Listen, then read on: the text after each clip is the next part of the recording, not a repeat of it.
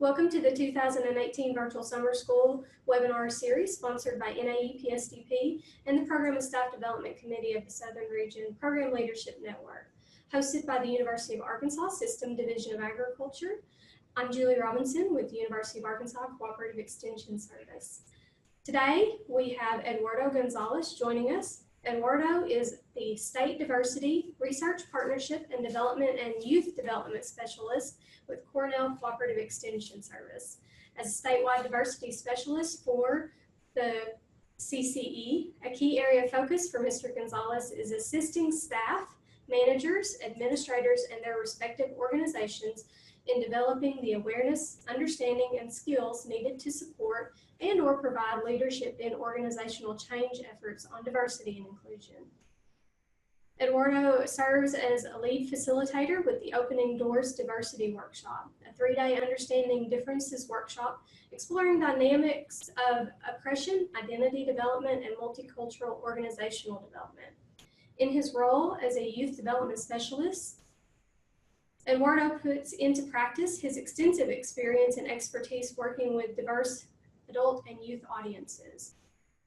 A focus of his work as a youth development professional is on working in partnership with both adults and youth to develop the skills, competencies, and personal attributes all young people need to become empowered citizens in the present. As a research partnership development specialist, Mr. Gonzalez serves as a liaison between campus-based faculty interested in conducting applied research in New York City and CUCE NYC partner organizations and collaborators.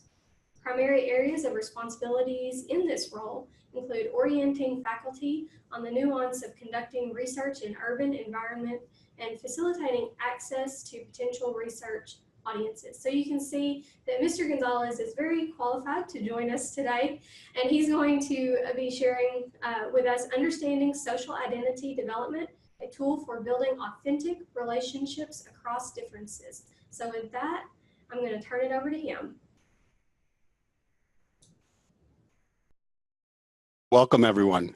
I want to begin by just saying that from the numbers, it seems about 20% of those participating are familiar with the racial or social identity development model.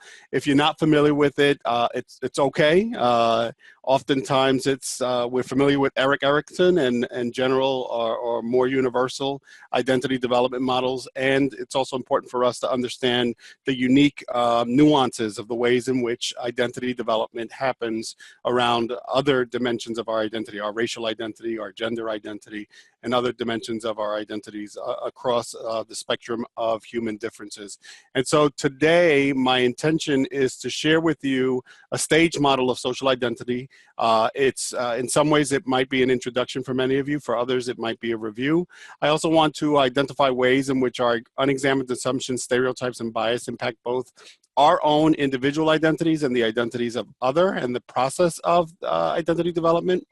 And also identify how messages that we receive as individuals from peers, the media, and society in general, how we internalize those. And not only how we internalize those, but how those impact the way we see ourselves and the way we see others. Explore to a smaller degree the ways our identities are part of a larger system of power, privilege, and oppression. And then finally, to identify some strategies for how we can support social identity development as part of our ongoing leadership, positive youth development, and community building. And so with that said, I just want to share a couple of terms of engagement. They might seem unnecessary for a webinar.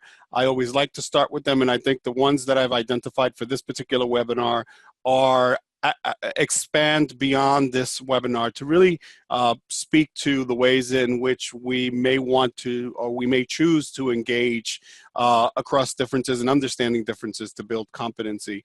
And so first of all, I would invite us to engage cultural humility. And here, cultural humility, the key components of that include lifelong learning, self-inquiry, and reflection. So thinking about ourselves, thinking about the ways we learn, ongoing learning, and reflection, so that we move away from this idea that that there is a finite or a very specific destination as it relates to navigating differences. This is a lifelong journey that vast knowledge is required, So ongoing learning has to be a part of it. I would also invite us to take note and get curious when personal discomfort arises as I unpack and share a framework that you may or may not be familiar with. And then finally, I would ask us that, assure us that expecting and accepting a lack of closure is more than okay for themes related to diversity and inclusion, because this is an ongoing conversation. These are ongoing dialogues. Just talking a little bit about identity matters. The question of who am I, is central in our development. And there are several theorists who have written about this. One in particular whose work I am a fan of, and many of you might be familiar with, is Dr. Beverly Daniel Tatum, the author of the book, Why Are All the Black Kids Sitting Together in the Cafeteria, and Other Conversations About Race. She writes and defines, in talking about identity, she describes it as the concept of identity being a complex one that's shaped by individual characteristics, family dynamics, historical factors, and social and political context. And so who am I is not just who I think I am. Who am I is also a reflection of what others think of me. So who do my parents think I am? Who do my peers think I am? Who do my teachers think I am? My neighbors, the store clerks. What does the media, or how does the media impact how I see myself? Or what does the media tell me in terms of who I am? How am I represented in the institutions that I navigate? How am I not represented in those institutions? So in many ways, others become a mirror of who we are and how I see myself. And so context, the identity is shaped within the context of our social, our historical, and our cultural exposure, the exposure that we have to these entity. So it's an ecological model in many ways. And so when we talk about identity, we're really talking about identity being there being multiple levels to identity. There's personal identity, a sense of self as a unique individual, with the particular abilities, interests, and goals that I bring to the spaces and places that I occupy. So personal identity is the meanness, who am I? Who am I? What am I? How do I define myself? Then there's group or social identity. Group or social identity is how I see myself in relationship to others. In what ways, or what does society tells me about who I am? And so these are broader social categories that include race, that include gender, that include sexual orientation. So in some ways, one way of thinking of this is the we-ness. And then there's finally the intersection of these identities, because we are not just one of our identities, we are all of our identities. So intersectionality is really the integration or the lack of integration of our individual multiple selves, relationships with ourselves, with others, and with the world and the environments that we navigate on a daily basis. So I want to share with you the cycle of socialization, because all of those issues related to personal identity, how we see ourselves individually, as well as how others see us, is impacted by this cycle of socialization. We all come into the world in some ways naive, really, to how and what we're supposed to be. We come into the world with a great deal of capacity, limitless capacity in some ways. And we're born into a world where there's already a system in place. There's a system in place that feeds us and puts us, Dr. Beverly Daniel Tatum talks about a walkway, puts us on this proverbial walkway. And that walkway is created by way of the misinformation or the lack of information, the incomplete information that we might get from the people we love and the people that love us, the significant people in our lives.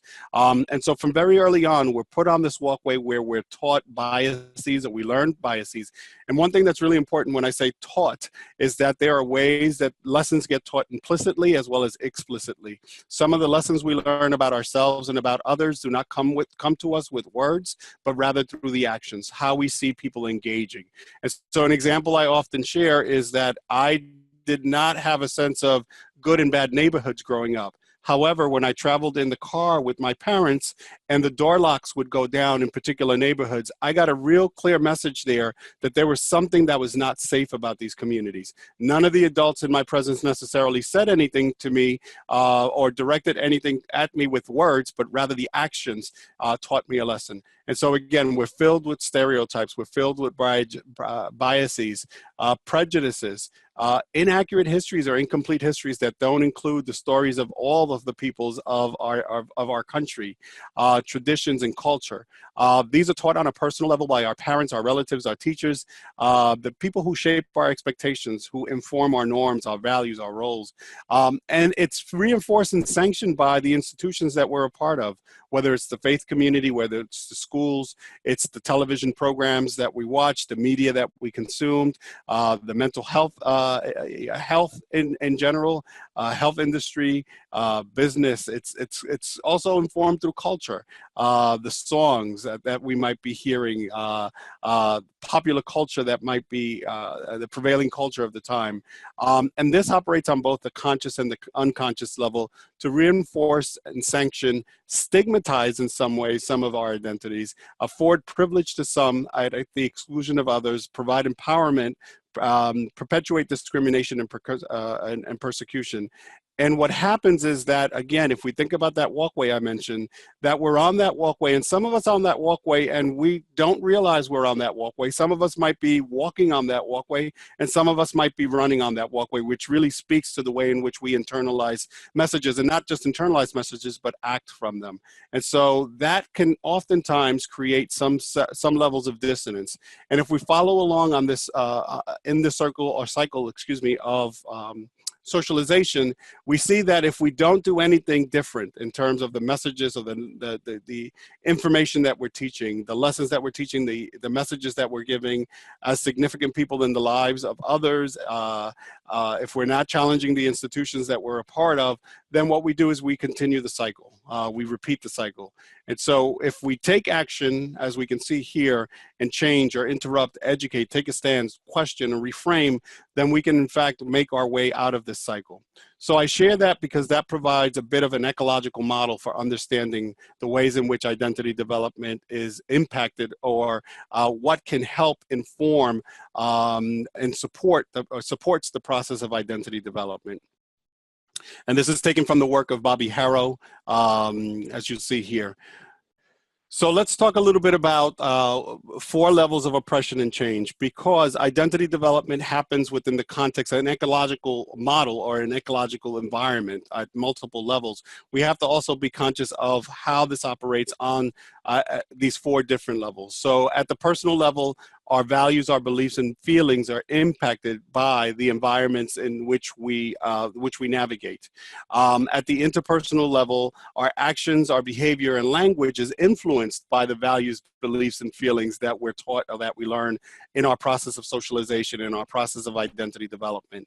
That in turn impacts our institutions, the institutions that we're a part of, because institutions have rules, policies, practices, and procedures in place that are born out of that very same process, or that very same ecological model, ecological system, which does not necessarily afford us accurate history about ourselves and others. And then ultimately, this is carried out at a broader societal level in terms of the cultural norms that get established, standards of beauty. Who gets to define standards of beauty? How are they normed? What's considered normal? What's considered truth? What's considered right? And so at any given time, the 4 levels of oppression are happening. And so being mindful of that as we think and reflect on how that impacts identity development is important. So racial identity development, specifically, because the social identity development model in some ways can be applied generically to multiple dimensions of our identity, whether it's our gender identity, whether it's our sexual orientation, or whether it's our class identity. However, for the purposes of this webinar, I'm going to be inviting us to look and consider this within the context of racial identity development. What do we know about racial identity development? That racial identity development is complex and always in flux. It's never fixed, it's never simple. This idea that somehow we arrive and we're done is a myth, because the truth is that we cycle through at any given point in our lives through processes that have us question and think differently about who we are in terms of our racial identity development. What we know is that some research and scholars talk about it as being an interrelated set of stages or statuses within a developmental process. and that others stress that the process is not linear, because oftentimes we think about processes or developmental processes being linear. In fact, they're not. This is what we're talking about is a more of a spiral process where we can make movement and then kind of spiral back to an earlier stage. And when we spiral back to that earlier stage, we spiral back with a greater degree of consciousness, depending on the environment and the context in which we're questioning or thinking about or exploring our racial identity. And it's also important to reflect on how we see ourselves and how others see us, who are racially different from us. So within the context of our own racial groups, we might be having conversations with one another that are going to be very different from the conversations that we might have in cross-racial groups, or what we understand about each other across race. As we think about racial identity, identity and awareness timeline, this idea of racial identity, and these are questions that I'm going to ask you to jot down. We're not necessarily going to have an opportunity to explore these, but I would ask us to get curious about when was the first time we became aware that we were a member of a particular racial group? And again, I'm not inviting you to necessarily answer this. I'm going to ask you to jot this down, because this is an important question, because for the most part, identity development or racial identity development, it tends to start at an earlier stage for members of racially marginalized groups or marginalized groups, so people of color, Latinx, African American, Afro-Caribbean, Asian individuals of Asian ancestry, individuals who are Middle Eastern, individuals who are First Nation or Native American. So that process starts at a much earlier stage for people of color than it does for their white counterparts. So ask yourself, when was the first time you became aware of your own membership as part of a racial group? And when were you first aware of people of other races, and which races? All right. And again, getting curious about this, getting curious about our own identities, our own racial identity, is a really important starting point, I would say, for this process, because too often we want to start by otherizing the people who are different from us and getting curious about the other rather than focusing in or shining the light on ourselves. And so those are two questions I would leave you with as we move forward to explore this framework for social identity development. And also, what are some of the significant events in your life related to race or racism? I think, again, these are all questions that help us to start to put together our personal story around race and racism. Understanding that race is a social construct. So in some ways, some would argue that race is not real. It's not biologically real. Racism, on the other hand, is. And the inequitable distribution of resources and opportunities based on race is also real. So some guiding assumptions on racial identity development before we get started, that the development of a positive sense of racial identity is not based on assumed superiority or inferiority. It's an important task for all of us. So when we talk about racial identity development, again, it's not about the other, it's about all of us, whether we identify as a person of color or we identify as a white person. We all undergo processes of identity development as it relates to race. Racial identity is a development process that unfolds in rather predictable ways, and that's why we have stage models that we can look at. And so stage models are good at giving us the sense of how people progress through different stages of their own identity development. And as I said already, for young people of color, the process often begins to unfold in adolescence. And what we know about identity development is that it tends to start at adolescence. What we know about racial identity development is that it tends to start at an earlier stage for young people of color. A few more guiding assumptions. For whites living in predominantly white areas, the process may not begin until much later. I've often heard from folks and colleagues in my system when we talk about or have conversations about this. My white colleagues or white counterparts will tell me that they did not become aware of their whiteness or of race until they got to college, much later on, much later than what it happens, what that process looks like or begins for people of color. And the other piece is that members of dominant groups, so in this case, individuals who identify as white, often don't have to give a whole lot of consideration to the meaning of their own racial group membership. And that's part of that also cycle of socialization, that in our dominant groups or as white people, it's oftentimes the case that people see themselves as individuals and not necessarily in relationship to or in membership with other individuals of that same background. And then finally, and this is where it becomes really important for us to sharpen our lens or tune in our lens as it relates to models of racial identity development or social identity development, is that the fact that adolescents of color and white youth, as well as educators, white educators, are all on very different developmental timelines in terms of their racial identity development, it's a potential source for conflict and misunderstanding.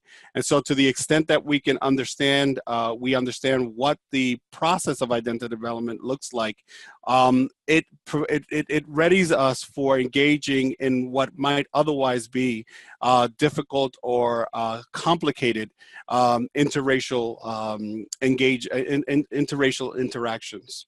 And so, with that, I want to now unpack for you the social identity development model. Before I do that, I do want to share with you that there are several models. They're the earliest inception of these models. I believe William Cross, Janet Helm, look at the Black identity development specifically. These models have been tweaked and adapted by other theorists and other researchers. And so the model that I'm sharing here with you is the model that was created by Bailey Jackson and Rita Hardiman. And so in this model, and again, I want us to recall and think back to that cycle of socialization, because this does not happen in a bubble. This happens within an ecological model, within an environment in which we're constantly being bombarded with messages. However, when we come into this world naive as to the ways in which it operates. We really come into the world full of potential, full of the, ready to connect, full of capacity to love and be loved, full of capacity to connect with others, to build relationships with others. And what happens is that, as I mentioned earlier, we get put on a walkway. So if we think of these arrows as being a walkway that we get put on, and what we know about walkways is that there's very little that you have to do. And I'm talking about those walkways for those of you who are not familiar with them. You often see them at the airport, right? And so you usually, if you're in a hurry, you not only step on the walkway, but you tend to walk or run or jaunt, take a jog on that walkway to make sure you don't miss your flight. Similar pattern kind of happens as it relates to our socialization, is that some of us are on the pathway and we don't even realize we're on the pathway. So when we come into the world, we come into the world naive as to how it functions and how it operates, and then we get assaulted. And I truly mean assaulted. We get assaulted by misinformation, half-truths, misgivings, inaccurate histories, that then we are expected to act from. And so when we come into the world, the first stage of this model, it's passive acceptance. And passive acceptance is really much, if we think about that walkway, it's kind of just being on that walkway, that we allow all of those messages that we get about who we are in the world and who others are in the world, we allow those to exist within us. And so in terms of racial identity as this stage, racial identity is really being defined, as we think about it, for a person of color through a very centralized white culture or white norm. So ways of being are typically centered about or around what is typically defined or thought of as being white culture.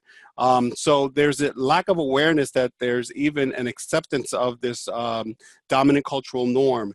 And basically the individuals at this stage are, some of the things you might hear from them are along the lines of, white is right, or you've got to be more like our white counterparts to gain acceptance, to gain to make it in life.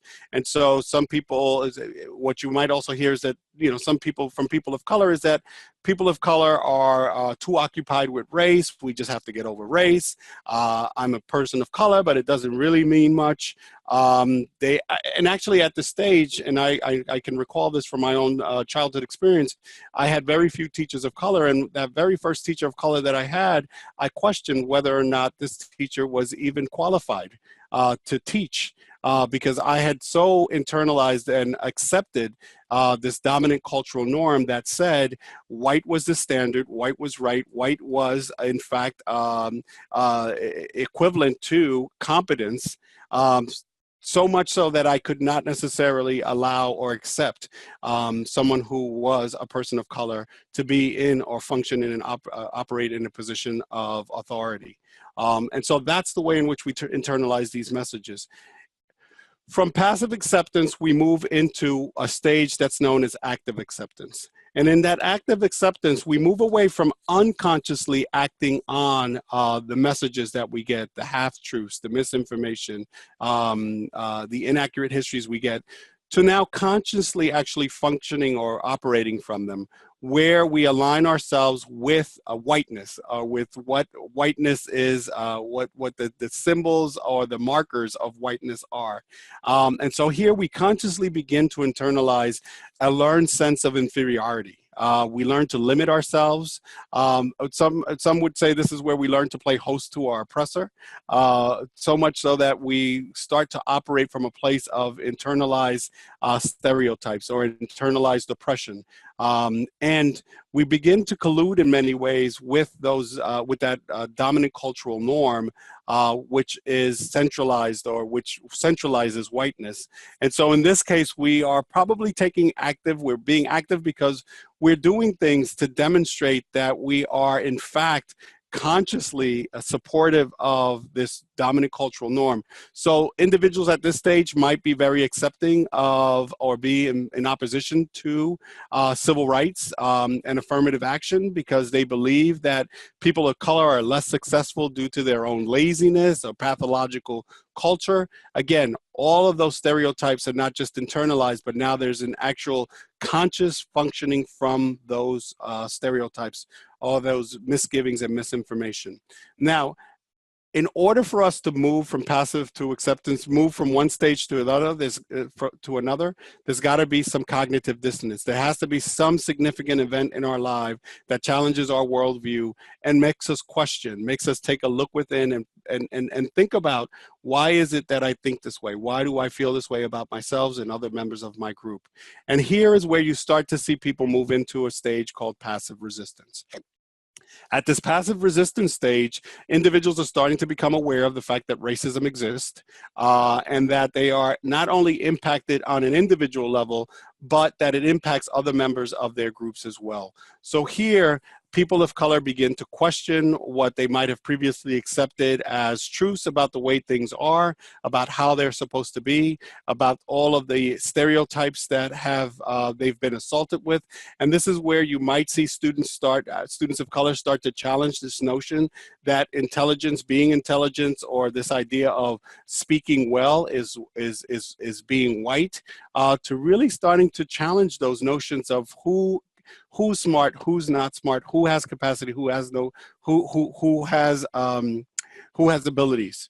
And so this is where that they're not quite challenging in active ways, but rather there's this questioning that's happening about all of that of that cultural norm, dominant cultural norm. This might be a place where confusion also gives rise to confusion, because there's this place where you start to understand that you've somehow internalized these messages and that you've operated from them. And so this is a place where people are starting to also experience some, in addition to the dissonance they're experiencing, also realize that they may have acted from those messages that they got about who they're supposed to be, that they were operating within a system of misinformation and misgiving. People then move into what's called active resistance. Active resistance is that stage at which individuals are starting to come into their own. They're starting to develop an identity that's not based on stereotypes, that's not based on assumptions, and in many ways moves away from that walkway to a place of self-definition, right? Where there's a development of awareness that they are, in fact, have been beholden to a system that is a system that has bombarded them or assaulted them with negative messages and inaccurate information about who they are. They start to experience anger. This is where you might see someone who is very passionate about an issue, such as the Black Lives Movement, get very involved with that. They might seek out others who are also at this stage. And in fact, they have a preference for being with others, other members of their own group of people of color, who are also equally as outraged about the fact that there's this dominant cultural norm that seeks to isolate them, that seeks to minimize their capacity, that seeks to make them something that they're not, namely a person of, seeks to make them or have them act as if they were white. And so this is the stage at which people withdraw, and there's an active or an avoidance of contact with members of the dominant group, with members with white people. And there's also this question of, why did it take me so long to get here? So let me just fast forward this a bit quickly, because I also want to walk you through what this might sound like for their white counterparts. And so from active resistance, again, cognitive dissonance, there's a significant event that challenges our worldview. And as a result, there's this process of kind of digging deeper or further exploration. So at this redefinition stage, individuals are committing to learning about themselves, learning about their racial or ethnic background. They are taking pride. They are probably attending events that are designed to bring them together with other members of the group, with other people of color, where they're learning more accurate history, or learning history that they may not have been taught otherwise. They're beginning to explore other dimensions of their identity. They're beginning to look at the cultural components of identity and taking greater pride in those pieces. There's an emerging security in terms of who they are, how they are, and a definition that's not based on any of those messages that they've gotten, but really based on who they are and how they show up in the world, and how they want to choose to show up in the world. And there might be a lot of rage at this stage also towards their white counterparts, where there's an anger about the centrality of whiteness and how white is the default, and other feelings of race come up. And while that is happening, there's also this place where folks are standing proudly in terms of their identity. I'm Black, I'm Latinx, I'm Indian, I'm Asian, and I'm proud. There's a growing self-confidence in terms of their identity and knowledge of racial and cultural history. There's also a great deal of compassion, which I think is what really distinguished this from that active resistance stage, where there's a great deal of rage. Here, there's also a burgeoning care, compassion, and grace that people are starting to develop with themselves, that then opens them up in this next stage to be in relationship with members of the dominant group. And here is the internalization. And the internalization stage is where people are starting to take stock, have fully taken stock of who they are, and they're really kind of have built this resiliency in terms of that identity. There's a great deal of resolution in terms of this identity. There's a great deal of empowerment that has happened. There's an emphasis on their own growth. There's a desire to feel good about being a person of color. And their relationship in terms of their attitude towards members of the dominant group, in this case whites, is that there's an acceptance of others. There's an acceptance of others. There's an active desire to still connect with people of color, as well as with other individuals who are committed to undoing, or who are anti-racist in many ways, undoing the ills of structural racism in society. And there's more possibility here for deeper relationship across differences, and more authentic relationships across differences, because the individual is no longer operating from this place of having to navigate a world which is defined by their white counterparts, but rather defined by themselves. And they're not using any of those kind of what would have been the white central or norms to define themselves. They have in fact begun to define themselves outside of that. So there's greater opportunity for people to come together across differences here, across racial differences. And so I just want to quickly walk you through what this would look like. I just shared with you what it would look like for people of color. For people of, as I said, for people who are white, this process starts later in life. Also coming into the world naive to any of this and then bombarded with all of those messages is that parallel path. Passive acceptance for white people, that stage, what it's symbolized by is really kind of an acceptance of the cultural norm that there is, that white is right, that white is better. And there's also a lack of consciousness, or really there's this ignorance or lack of knowledge or lack of understanding of differences. A person at passive acceptance might tell you that they don't see color. right? That that they're members of the human race, right? They see themselves as people at this stage oftentimes see themselves as normal, as good, as unprejudiced. They might even tell you that they're colorblind, right? They're unaware that they have been bombarded by messages that put them at the top of the pecking order. Now, as they move to active acceptance, there is a much more conscious effort or intention to act from these messages that they've gotten about who they are. These assumptions of superiority are becoming entrenched. There's more expression of superiority.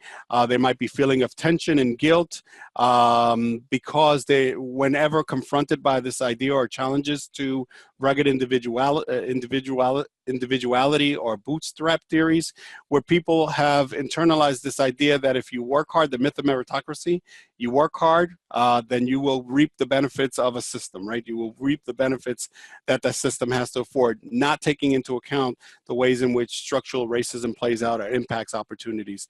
There's a great deal of defensiveness that happens at this stage of development for whites. There's a tendency to blame the victim, and sometimes we hear this in terms of when we hear of brutality or injustices that happen in society against people of color. So this is where you might hear a white person say, well, if that person had only obeyed the officer, if that person had not resisted. These are all indicators that there is, again, a dominant cultural norm that does not allow individuals to see the ways in which structural racism plays out. And there tends to be a scapegoating of individuals. People of color are responsible for the issues that they create. They are individuals, and as individuals, they are solely responsible for whatever treatment they get. There is no race problem. There's just individual troublemakers in society. All of that is part of the acceptance stage of this identity model. Again, something significant happens in the life of a white person that causes some dissonance, cognitive dissonance, that then moves them on to the next stage, which is resistance. And resistance, passive resistance, is where someone starts to question. Someone starts to ask, well, why is it that young men of color are more likely to be expelled from school? Why is it that young men of color might be more likely to have detrimental interactions with law enforcement? Something happens that they start to question. It might be that they are in relationship with people of color, that they're starting to pay attention to the media in ways that they hadn't been paying before. Yet there's still this idea of working towards racial tolerance rather than working towards being anti-racist. And so moving into that act of resistance, there seems to be now a curiosity, a deeper desire to try and want to learn about the issues, and not just learn about the issues, but there's also a way in which confusion and helplessness and anger starts to set in, because people at this stage are starting to realize that they may have not just worked hard. Where they got to in life may not just be about their own individual hard work, but rather how a system of privileges and opportunities have advantaged them. So there might be some anger, there might be some distance, and we've heard this from folks where they talk about not wanting to go home for the holidays because they don't want to get into the conversation with the racist uncle, or they don't want to have to explain why the Black Lives Matter movement is important. What it's about.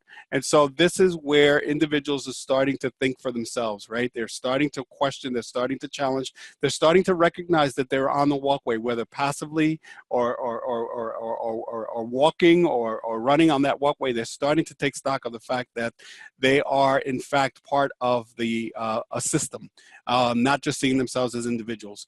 The redefinition stage, again, cognitive dissonance, some incident happens that causes individuals to think differently. And so now at this stage, these are individuals, white individuals, who are now committing to learning more about their own ethnic groups and racial backgrounds. This might be a place where they're starting to examine the ways in which white privilege manifests itself in their own lives. They're starting to recognize or realize the way in which race has been constructed within the context of the United States. They might also start to question or wonder or look into their own ethnic backgrounds and examine the ways in which their ancestors or they had to give up some aspect of their cultural or ethnic identity in order to be given whiteness, in order to be assigned whiteness. So this might be where someone starts to examine their European ancestry, or might identify or start to examine their Jewish ancestry, Irish ancestry, and starts to understand that they were not always white in this country, but were defined or given whiteness in exchange for giving up some aspect of their cultural or ethnic background. And so here there's also more opportunities for individuals to engage across difference because there's not this defensiveness. There's not this, I'm a good person, I'm not prejudiced, I'm colorblind, I come from a good family, but rather there's an acceptance that there's an operating system through which they have learned racism and that they act from that place. And then finally, during the stage of internalization, what happens is that white individuals are starting to define for themselves what it means to be white in a racist society. And so there's a development not just of their own individual identity, but there's also a willingness and a passion for working with their white counterparts to address the issues of racism, structural racism, systemic racism in society. So they're very accepting and actively connecting with people of color and other whites. They're not necessarily avoiding that holiday conversation. They're looking forward to it. They're wanting to engage. They're getting curious with themselves and with other white folks around these issues, so that they're engaging in these issues and also engaging in these issues with people of color. The taboo about for them there's no longer this taboo about talking about these issues in mixed company, but also understanding the importance of the work that has to happen within their white groups. So there you have it. That's the social identity development model. We've all gone through this model. We're all at different stages. What happens is that if I am a person of color who's at the active resistance stage of this model, and I am engaging with a white person who's at the passive acceptance stage, I'm going to have a really hard time navigating a space or a place, because we're not operating from a place of common understanding. And so we've all got to be committed to doing our work, and we've got to support certainly support ourselves in doing this work, and give ourselves permission to do this work, examining and getting curious about our own racial identity development, but also in supporting the young people we might be working with.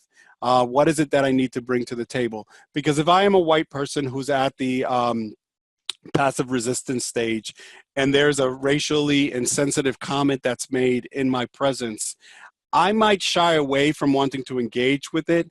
And in shying away from engaging in that conversation or addressing that issue, actually sends a louder message about the fact that this is okay. And so making movement requires that we be in relationship across differences, and that we also be compassionate and graceful with each other, understanding that because we're at different stages, we might see things differently. So opening up spaces or opportunities for dialogues that are based on experiences where we're not talking about or relegating people to the status of being good or bad individuals, which really in many ways limits or causes for conversations to deteriorate, to understanding that we are all at different places in our own development, I think in many ways gives us opportunities to be much more graceful in how we engage with one another. So just a few more things I want to share with you before wrapping up. I want to talk a little bit about stage transitions, because of the fact that people might think of this as being linear. The truth is that it's not, and that we move through the identity stages. It's a fluid process, so we might go back and forth. And that back and forth might have everything to do with the context or the space that we're navigating, the people in which we're with whom we're connecting with, what the prevailing social narrative might be currently, what might be being said, what might the images the media might be putting out about different groups, and how do we engage with that. Transitions also occur when someone realizes that their view of the world is different from what their new experience is telling them. They might be in relationship with someone who's different from them. So it might be that a white person is in relationship with a person of color, and they're starting to see things about the lived experiences of people of color that tells them that something is not right. okay? It's also that during these transition periods, a person might appear to be in two stages. So they might be exiting one stage and entering another, but their behavior is hard to kind of narrow down to one or the other stage. And that's kind of the two-stage consciousness that often happens. There's that, again, that dissonance. I know this, but this is what I'm seeing. I know that, we are a society that's, or an organization or program that's, dedicated or committed to equity and inclusion. Yet our demographic numbers don't reflect that. And so stage transitions look different at different stages. And then finally, that part of this is really about healing. It's about unlearning. It's about learning.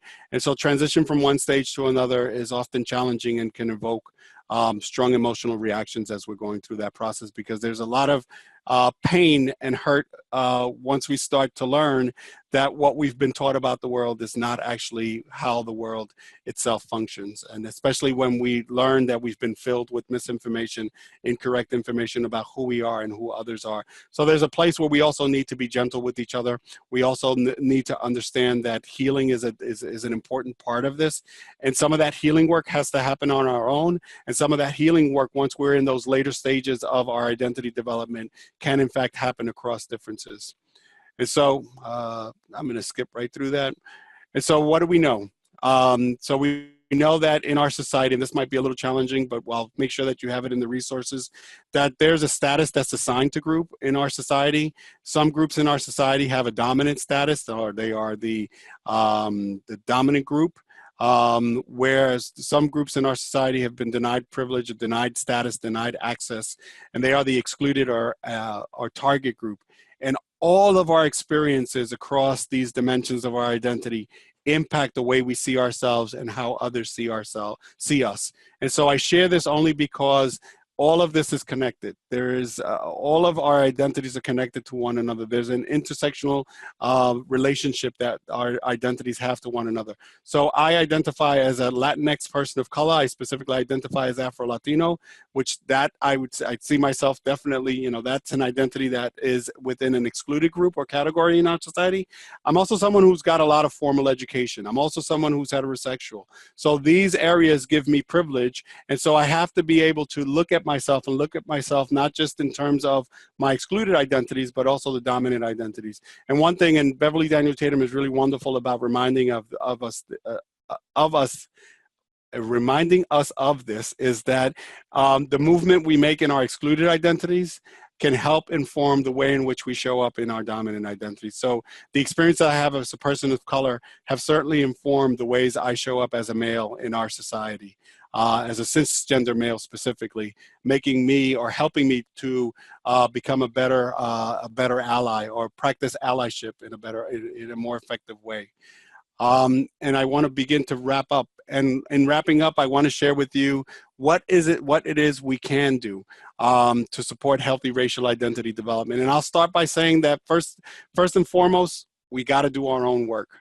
We have to be examining these issues in ourselves. So if we are a person of color, identify a person of color, what has our story been? What has our process been for us? If we identify as white, what has our process been? What steps have we taken to understanding who we are in our identity as racial identities within within a system in which structural racism or systemic racism operates? So doing our own work, all right, and on our own time, not with the young people we work with. That's not what they deserve. That's not what they need. They're trying to figure this out on their own, so not projecting that onto them. Really get curious and uncover our own stories of racial identity development.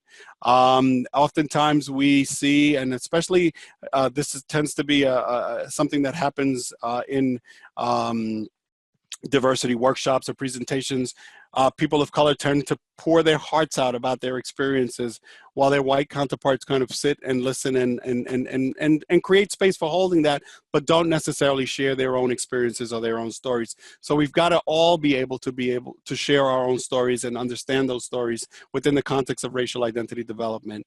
And nurturing our children's curiosity about race. Let's not shut down children when they get curious about race, when they notice differences. Our tendency as adults, when a child asks a question about differences, is to shut it down, typically by shushing them or typically by saying, that's not nice, we don't do that. So there's an implicit lesson that we teach children very early on, and it's that they should not only not recognize or notice differences, but not talk about them as well. And so examining our own assumptions and biases, that cycle of socialization that I shared earlier filled us all up with assumptions and biases. We all operate from a place of having prejudice and biases. It doesn't make us a good person or a bad person. It just makes us a person, a human being that's been loaded up with messages and notions about who we are and who others are. Reinforce a healthy sense of self. Helping people, help young people and individuals understand that who they are is okay. You're okay, and I'm okay also. Talking about race with children and youth. Stop, look, listen, and talk. When situations come up, and we have plenty of fodder from our national media, from our national landscape and political landscape to be engaging in these conversations. Also praise more than we often criticize. Praise young people who are struggling with these ideas, struggling with these concepts, and support them as they're doing that. And also challenge prevailing notions at other socializing institutes, whether it's school, media. What's the depiction of people of color in media? How do we challenge that? How do we challenge the makeup of our schools? What's taught in those schools? Law enforcement, the way in which law enforcement law enforcement happens in communities of color. I think we have a perfect example as we see, having conversations about why white folks across the nation are calling the cops on people for doing everyday things like trying to get into the pool in their housing complex, having a barbecue, selling lemonade, getting curious about that and challenging those things and wanting to know what's at the root of that. So these are all things that we could be doing. And in order to do these, we have to be doing these for ourselves also. Challenging our own notions about ourselves, thinking deeply about who we are and how we show up in terms of the work that we do within society that's been shaped by structural racism or systemic racism. So I want to in conclusion, we all have ethnic, racial, and other identities that may not only be different, but also confer or deny privileges. So being really clear about that. We are individuals, absolutely. At the same time, we're members of groups. In our dominant identities, we don't often see ourselves as members of groups because that's one of the entitlements that privilege confers onto us in our dominant identities. So I could easily go through the world and not have to navigate it or not have to think of myself as being a man, a cisgender man specifically, and think of myself as just an individual. And there are statuses that are assigned to racial, ethnic, and other identity developments that change over time. Who I was yesterday might be very different from who I am today, and that's okay, because identities, especially racial identities, will become salient or more salient depending on space, place, and time. And then finally, that self-definition across race and ethnicity and other aspects of our identity is a really important part of enhancing our self-esteem and promoting personal empowerment. So self-definition is not about pride over, it's about pride in. And to the extent that we can support young people when they are in that process of self-definition, then we're creating a wonderful stage for self-esteem to take place, or for self-esteem to be developed, and for promoting their own individual and personal empowerment process. And I also want to acknowledge Leonardo Pisagna, because this work is taken off of the work that he and I developed for a similar presentation several years ago. So I want to make sure that I acknowledge his contribution to this presentation as well. I want to leave us with a quote, and this is a quote from James Baldwin. I just want to read it out loud because it has so much application to this process of identity development. Love takes off the mask that we fear we cannot live without and know we cannot live within. I use the word love here not merely in the personal sense, but as a state of being or a state of grace, not in the infantile American sense of being made happy, but in the tough and universal sense of quest and daring and growth. And so this is about quest, daring, and growth. So I invite you all to take the steps that you need to take to remove those masks and show up authentically with yourself and with others.